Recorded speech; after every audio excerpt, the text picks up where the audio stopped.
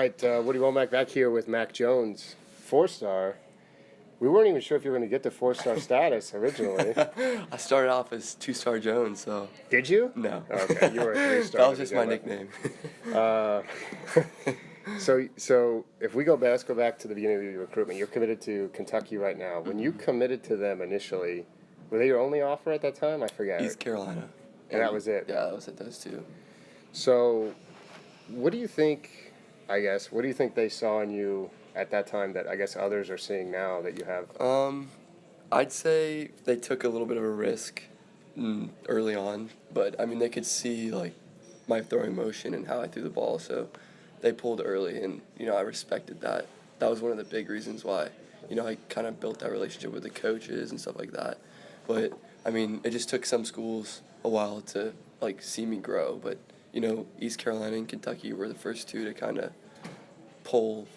give me an offer just because they saw me throw and they knew I was going to grow eventually. Was that when Lincoln Riley was at East Carolina? No, it was after he left? Yeah, it was after he left. But you committed to who? You committed to the old offensive coordinator, though. That was your guy, Shannon right? Dawson, right. And he's where, at Troy now? Or? Southern Miss. Southern Miss, yeah. Okay. He's still trying? A little bit. I mean, I talked to him, but he actually helps me out a lot with, like, recruiting and stuff. Just, he knows I probably won't end up at Southern Miss, but he still wants to make sure I find a home if it's at Kentucky or, if he has other suggestions, then he'll let me know or anything like that. So let's go through that process. You committed when, last summer? June. In June. Yes. So you still spent the summer camping at a lot of different places, throwing at a lot of different places. I saw you at Dog Night, which was, a crazy camp with a million people. There's a lot of people. Did you feel like a lot of those schools knew who you were? Made you, did they give you a fair shot at that time? Or Georgia had a quarterback, Bailey Hockman, was committed then, so I don't really know if they were looking at me, but, I mean, Coach Shoddy definitely, knew who I was, and, I mean, he wasn't really recruiting me super hard, but another school in the SEC was Florida, and right when I started, kind of growing a lot, I think Jake committed, right before I kind of hit my spurt and stuff like that.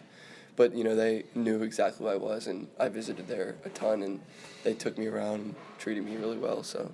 But did you feel like you were, at some of these, did you feel like a face in the crowd? And yeah, I mean, obviously, yeah, especially when I was a freshman. I went on this bus tour, and I wasn't really, no one knew who I was, but I kind of tried to build, relationships and try and make them match my name to my face and stuff like that. Right. So when I came back, or if they're at a different school, they'd recognize me, and that definitely helped because some recognized me in the next year, and some of them gave me offers later on and stuff like that. So, well, at that Georgia camp, I mean, you almost got me kicked out. If you remember, famously, seriously. You came up to me and said hello, or you were talking to me, and a compliance person ran over and tried to kick me out of the camp. It's crazy stuff. I kept my composure, surprisingly. I think that's the upset of the year that I didn't scream at that guy. It's crazy stuff. I actually had one of the parents, Nate McBride's dad. Nate's a 5-star. And his dad was like, "Hey, Woody, come, what's up?" And I went and talked to him, and they pulled me away and said, "Stop badgering parents," or whatever. My gosh. And so I had Nate's dad be like, I talked to him, That's crazy. I also called the NCAA because it's, guess what? It's a public university. Right. I can do whatever I want. You hear me, Georgia Compliance? Subtweeting. Yeah. If you listen to this podcast, short, bald guy. Oh, gosh. Now let me ask you a question. This is not football related. You're tall. You're a quarterback. Do you have problems with short people at school? I mean, there's always that. Those people are a little jealous, but at one point in my life, I was a short one, so. Yeah, so I can feel the pain, I guess. But, right. I mean, some people get a little jealous and stuff like that, but you never know. I saw somebody's picture on Facebook the other day, and they had their baby, and it was 2 months old, and they had the height and the weight written on there, and the kid was smaller than I was when I was born. And it was it was a 2-month-old. It was a 2-month-old baby. So I was like, gosh. Yeah, I was very large. Baby. I never had little man's. Yeah, I was and when I was in elementary school, I was pretty big, and then middle school, everyone kind of hit puberty, and I didn't really hit puberty. So right, that happened. To me. And then after that, I kind of caught back up. So I was a dominant 8th grade lineman, and then I grew 2 more inches after that. The rest of my life. So funny. So you have seen this kind of path before. Okay, we saw you're in Florida, you're in the 7-on-7 circuit. I guess the first guy I really remember going from essentially a nobody, no offense to you, you were committed to an SEC school, but was Sean White. Mm-hmm. He came to our camp, he won the MVP. I think he went to Nike, he won the MVP. He led the Express to the national championship. He won the Elite 11 MVP. And then he won the MVP of the Under Armour game. Right. So he's at Auburn, right? Right. Yeah. And so he had no offers. I mean, in that spring before, at this time that year, he had one or two. Or yeah, maybe like I think Wisconsin or whatever. He went through. Did you ever see yourself as kind of following a roadmap, or once you committed to Kentucky, did you think like this is it? I'm not going to get any more offers. I mean, I definitely had like the same problem kind of with him. I mean, I was small, but I mean, you guys still like evaluated me and stuff, and all the schools still evaluated me. So, I mean, I don't think it hindered me too much, but I mean, you could definitely see that was a little bit of a problem. But I mean, at the end of the day, it kind of all works out. And I mean, when I committed, I was obviously I hadn't really gotten a lot of offers or anything like that because I was still really small. But I mean, I knew I would grow, and whatever happened would happen with college coaches, and I would kind of just evaluate each offer the same, no matter what the school was. So you play an offense. You don't throw the ball a ton, right? Probably like 25 times a game. Right. So you're not like Trevor who plays in it and like 4,000 yards passing. Yeah. So you had your film, and you got some offers in January, right? You had Arizona State or whoever. Off of film, yes. Right. But then you won the MVP in Orlando, right? Did you win one at Nike or no? You were just in the top group. I was second, and Kellen Mond won first. Oh, that's right. Yeah. So at the last second, but but then all of a sudden you get Alabama. 10, yeah. Who'd you get? I got I think it was 7 offers in 1 week. After that MVP? Yeah, after that. So what do you think of that as a player? Because a lot of it, coaches will say that they don't pay attention to rivals or whatever, which I don't think. Yeah. I personally don't think a coach reads an article and says, I'm going to offer this guy now, but maybe he goes and watches your film. That's what I was going to say. It helps, them just be able to see the name and then kind of, you guys know what you're talking about, so they'll look at it and they'll be like, okay, well, let me go evaluate for myself, and then they'll watch the film, and some of them will come watch me throw, and it kind of progresses from there. Right. So, I mean, definitely, when people say it doesn't, they don't look at that at all or anything, that's definitely false. And, I mean, you guys do a great job of, getting articles out there and a lot of inside information that can help them kind of recruit the player. So, how much credit do you put on the 7-on-7? Because you're playing on your team, which is Pro Impact, which is a team in Jacksonville that usually has all the best players in the area. I mean, it used to be a few years ago there was another team. Yeah, they had some good guys, but now it seems like everyone plays. So do you think having those players on your team, do you think they're talking to coaches too and saying... For sure. In fact, D-Rob, I don't remember if you remember him, Demetrius. Believe me, I'm still dealing with him. Yeah, seriously. Yeah, he hasn't committed yet, but I mean, I know that he's helped me out. Sean Wade's helped me out. DJ's helped me out, so it's good. And obviously Coach Ross and Gus have helped me out. So, I mean, it's good to see, everyone's kind of coming together and, helping each other out. But that's definitely played a big role, 7-on-7 for sure. So you've already, the Kentucky fan base is crazy. So they've been on you, and crazy in a good way. Yeah. They've been, loving you up forever since you've been committed. They love their quarterbacks up there. Now you've got all this attention. You've got other schools. You've got other fan bases coming in. You've got other schools recruiting you. Are you feeling any pressure? Because, obviously you're going to have to make a choice that's best for you, and we don't know if it's going to be, it could very well be Kentucky. It could be somebody else. But do you feel any type of pressure to, do you feel like you're under the gun right now?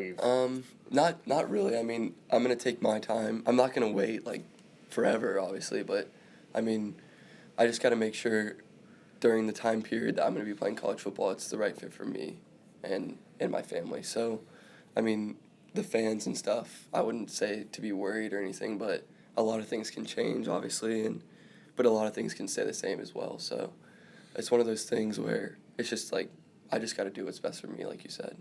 Do you feel any media pressure? I know there's been some reporters that have really been giving it to you. In terms of putting pressure on you for information and stuff like that. What's that like, kind of having adults come to you and be like, it's definitely, hey, you better tell me this. Yeah. It's definitely weird, as a person my age, you probably shouldn't get that much attention, period. But, everything's changed and there's social media and stuff like that. And, they've asked me and stuff, but I just, tell them the honest truth and, just give them the best answer I can. But, I mean, it's obviously difficult when there's people in your ear all the time. Like this past week, like my entire school's saying Roll Tide and stuff like that. So, yeah. I mean, you got people in your ear, so it's definitely, but the thing is, you just got to know to block that out at the end of the day, because your friend's not going to decide where you go to college. Right. It's you, so. Yeah, I don't really, none of my friends went to college, but exactly. I was going to take their advice on where to go to school. Right. Obviously, you're in a different setting. So as we look towards the next few months, you're here now. I'd imagine you'll probably get invited to whatever Elite 11 is doing, the Trent Dilfer Worship Hour or whatever it's called these days. Just make sure your eyes are tied to your feet and you'll be all set. Yeah, seriously. I don't know. I think you might trip. I might trip if I was walking and my eyes were tied to my I think most people probably would, but that's why I'm not a quarterback. I wanted to be a multitask. I wanted to be a quarterback. I was a quarterback in a lineman's body. That was my biggest problem. Everyone's trying to be quarterback when they're young. So what's the timeline look like then? You said you want to make this decision. Are you going to have to? Number one, are you going to have to throw? Are schools wanting you to still throw? Or is this spring going to be the time where they come watch you and then you can wrap it up after that? I'd say the spring. Like, I've heard from tons of schools that are going to come watch me. And, like, they all like my film and stuff. It's just, you got to make sure to come watch them in person and see how they, present themselves and things like that. So, some schools just want to come talk to me even. Like, and just, they don't even have to see me throw. They just want to see what type of person I am and stuff like that. So that's definitely going to be a big role, the spring practice and stuff like that. But, I mean, if there's a few schools that, like, really want to see me or whatever, I'll probably, throw for them if they need me to. But I don't really know yet. It's just, it'll all kind of play out in this next month. Yeah, so do you have a drop dead date? Like, I'm not going to be doing this recruiting. I've been doing it because you've been, when did you start traveling to camp at schools? 8th grade or 9th grade, or when was I went to my first camp in 8th grade, and then I think 11 in 9th grade, 11 camps. So I did a ton then, and then sophomore year I did, like, probably more than I should have. Right. But, I mean, it was good to, get all those people to see me. But the timeline-wise, I mean, right now I feel pretty good, so. But, this month is probably the craziest month. Going to be the craziest month of my life, so. Because you got so many guys coming through to see you. So. At what point does your dad say, I'm not buying any more plane tickets or whatever? Yeah, I mean, I wish they let us take officials earlier. Right. But, I mean, my dad, he's supportive and he knows it's my dream and he's going to support me and my mom's going to support me. So they want to make sure, like, we went out to California, they wanted to make sure I got to see that. So, and when I sign or whatever, I'm like, Mom and Dad, like, why didn't you take me out there? Like, I won't be able to say that. I'll be able to say, like, I know exactly what it was like and, thank you for spending the money and stuff like that, because I get to see it, and I get to make my choice, and you guys help me with it. Now, do you have siblings that are athletes? Or yes. My sister plays tennis for College of Charleston, and my brother's a senior at Mercer, and he played soccer for 4 years, too. Oh, okay. So they've been and through my dad played professional tennis at FSU, too, so. Okay. So you got a little Josh Rosen tennis background in you? Yes, I actually do. I used to play a lot when I was little, but I try and hit with my dad and my sister often, so. Tell Bruce Feldman, he will start talking about it. Really? Yeah, my dad, it's funny how, like, tennis correlates to football in terms of, like, the serve and the motion. It's pretty much the same thing. It's the same high to low, like, release type thing, and, like, the footwork stuff is really good. So I think that's definitely helped me, and obviously it's competitive. And when I was little, I remember I did not like to lose, and I'd go to tournaments and, I'd go off the field crying and stuff like that. Or off the court. So it's very similar to now then. No. Of course I got to get mad, but it's just a game, so. Do you get that mad? Really? I've seen you get mad at 7-on-7. Yeah, I get really mad, but I got to get better. I've gotten better, and I'm going to get better at, controlling my emotions a little better, but that's one thing that I do have is like that fierce competitive mentality. So. Well, I got kicked out of a adult league kickball game. I got tossed. So I mean, we'll save that for the Woody Storytime podcast series, which has been in the works. Right, it's in the works. It's in the works. You're gonna have a little documentary. Listen, we'll make it real. I'll tell the abridged version. Here's what happened. Okay, I get invited to go fill in on some team with a bunch of people I don't know, and we're just getting run off the field. I mean, just run after run after run after run. So then you had to take action. Well, no, it's like 15-0. It's clearly this team we're playing is like professional kickball players or whatever. So I was playing left field, and this guy stretches out a double. I can't even throw the ball at second base because the girl can't catch it. Oh, the girl can't catch it. Okay, so there's it's the girl's fault, not Woody's fault. So I charge in with the ball. I guess we have a video here. I charge in with the ball, and the guy's dancing around off of second base, like baiting me to throw the ball. And I got to about as close as we are now and just threw it into his face, like as hard as I could. They gave you the boot. Oh my God. And they proceeded to throw me out. Believe me, and I did not go quietly into the night. I don't know if you want to Google Lou Piniella ejections from baseball. Bad. I've seen some bad ones in baseball, but kickball, no. I've never really heard. Well, because then the guy sort of thought it was an accident at first, and he tried to then run to third, and I just forearm shivered him into the ground. Oh my God! And then that's when the ref was when he's like, the ref was like, "You're gone," and then I was just. You're out of there. Well, you should have heard what I had to say to him. A few course everybody else on the way out of the on the way out of the field. It was and everyone on my team was a stranger except Nick Kruger, who is our producer and video content guy. So I feel got you. A little reputation. But here's the thing: I was not mad about losing. I was mad about the other team running up the score. Yeah, that's good. And they were like, the one guy was like, "It's supposed to be fun," and I was like, "It's not fun to lose 20-0." Yeah, my dad's gotten mad about that stuff before. There's no point being like. Right, you get up in a football game 35-0. I'm out. Like 3 games this year, I'm out at half. Right. So I gave him the old flinch, I did the thing, he didn't like that very much. It was bad. It was That's so funny. It was a bad experience. So just go to don't end up like me. Yeah, I will. I'll learn from you. Moral of the story: don't be like. And nobody wants to be like Woody on social media. I don't know what I'm good at. Talking. Talking. So, you'd be good. You're gonna have to do a lot of interviews, man. Once you get to school. Yeah, hopefully I'll be ready. I've done a lot. You guys have interviewed me a ton, so. But this was the best one, right? Oh yeah, it's the best one. The Woody, the individual Woody. The one-on-one, the TED Talk, fireside chat. Yeah, we're gonna need a crowd. That's the next step, but. Well, we're working on it. Yeah. All right, Mac. Thanks a lot for coming on. Appreciate it.